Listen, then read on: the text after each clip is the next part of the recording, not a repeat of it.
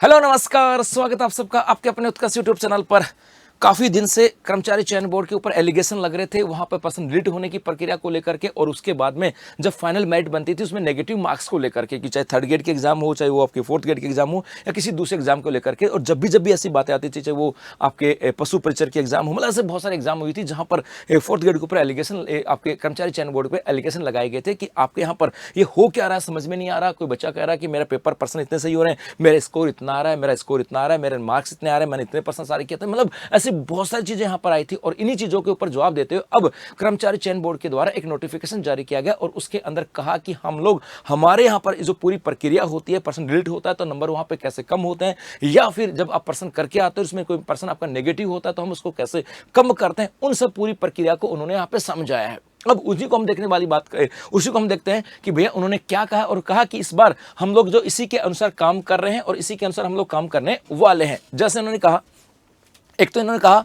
कि भारांकित प्रणाली को सरलीकृत करने की दृष्टि से प्रश्न पत्र में खंडवार भारांक नहीं दिया जा करके संपूर्ण प्रश्न पत्र को भारांश की दृष्टि से एक संपूर्ण इकाई मानकर के मूल्यांकन किया जाएगा।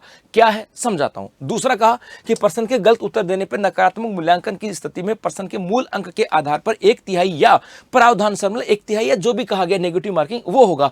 दोनों क्या है समझाता हूं यहां से। बेसिकली सिंपल भाषा में समझो, होता क्या था कि कर्मचारी चयन बोर्ड के द्वारा जब भी कोई रिजल्ट आता था तो बच्चों को लगता था, जब आंसर की जारी होती थी उसके अंदर बच्चा कहता कि सर 150 का या 100 क्वेश्चन का पेपर था और मेरे इतने सारे सही हुए, और इसके अनुसार तो मेरा इतना स्कोर होना चाहिए था, लेकिन मेरा स्कोर तो है ही नहीं। और खास करके इन दिनों कर्मचारी चयन बोर्ड के ऊपर शायद कोई कोर्ट केस भी हुआ था, तो इन्हीं को उन्होंने क्लियरिफाई करते हुए कहा कि हम इस प्रक्रिया को अपना रहे हैं और ये आपको पता भी होना चाहिए ताकि आपके मन में कोई शंका नहीं रहे। तो उन्होंने क्या कहा, बेसिकली उन्होंने कहा कि भैया सपोज करो आप कोई एग्जाम देने जा रहे हो और उस एग्जाम के अंदर आपके 100 क्वेश्चन है, उस एग्जाम में आपके 100 क्वेश्चन है और हर एक क्वेश्चन 1 नंबर का है, हर एक क्वेश्चन का 1 मार्क है, 1 मार्क्स है, तो टोटल आपका पेपर हो जाएगा 100 मार्क्स का पेपर है।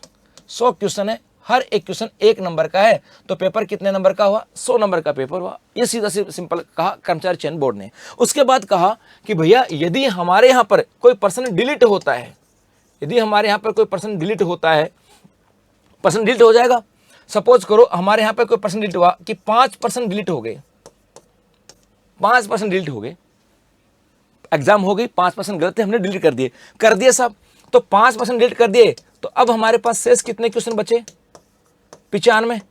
शेष क्वेश्चन कितने बचे, 95। लेकिन कहा कि इस पेपर का जो वेटेज होगा ना वो आपके 100 मार्क्स ही होगा। पेपर तो 100 नंबर का ही है, पेपर में कम नहीं हुआ। बच्चा क्या सोचता था, यदि आपके यहां से 5% डिलीट हो गए तो पेपर तो अब जो मार्क्स की कैलकुलेशन होगी वो 95 नंबरों पे होगी। नहीं भैया, कर्मचारी चयन बोर्ड कहता है कि 5% डिलीट हो गए कोई बात नहीं, 95 क्वेश्चन बचे हैं, लेकिन पेपर तो 100 ही नंबर का है। तो ऐसी स्थिति में पहले जहां पर एक क्वेश्चन 1 नंबर का था, अब यहां पर आपके एक क्वेश्चन कितने नंबर का हो जाएगा, ये हो जाएगा आपके 1.0526, 1.0526। बात समझ में आई क्या।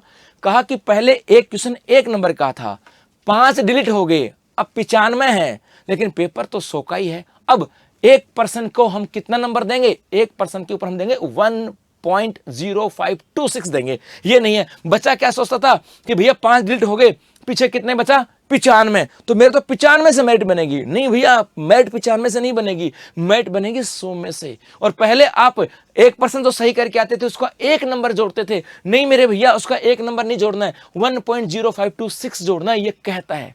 ठीक है साहब, इसका मतलब अब इस एग्जाम में हमारे पास क्वेश्चन कितने हैं, इस एग्जाम में हमारे पास क्वेश्चन कितने हैं, 95। क्लियर अब लाइन, बहुत बढ़िया। अब किसी बच्चे की बात करें, अब आते हम किसी बच्चे को लेकर के।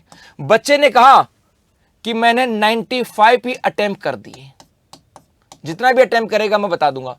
बच्चे ने कहा सर मैंने 95 अटेम्प्ट कर दिए, इस 95 में मेरे 90 तो राइट है, ये तो राइट है, और मेरे 5 क्वेश्चन जो है ना वो रॉन्ग है।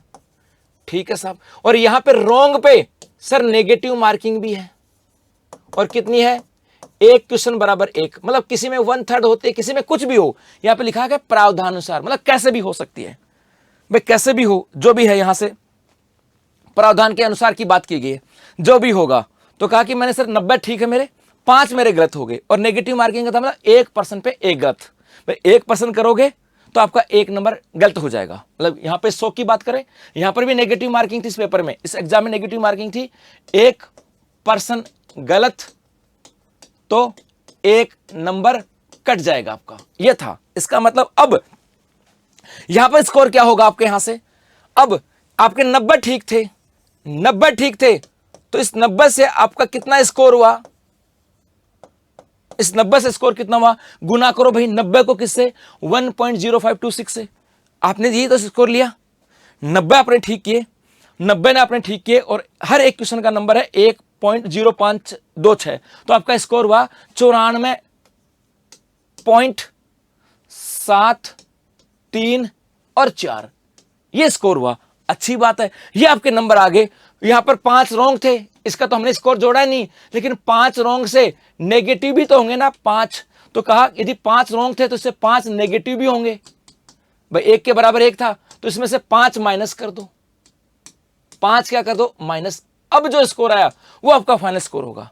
इसको भी माइनस करो, 94 से 94.3734 में से माइनस, ये आ जाएगा आपके 89.734। ये आपका क्या होगा, फाइनल स्कोर। उन्होंने कहा, अब इसको समझाना, पहली लाइन कह रही है कि भैया जो पर्सन यदि कोई डिलीट हुआ है तो उस पर्सन को हम डिलीट कर देंगे, लेकिन पेपर पूरे नंबर का मांगेंगे, एक ये कहा। और दूसरा कहा जो नेगेटिव मार्किंग होगा, अब मैंने यहां पे नेगेटिव मार्किंग 5 से किया क्योंकि मूल अंक कितना था, 1 था, तो कहा कि अब बल्कि बढ़ जाना चाहिए इतना, बट इसके अनुसार नहीं होगा। नेगेटिव मार्किंग जो पहले दे रखा था कि 1 के बराबर 1, उसी के अनुसार होगा।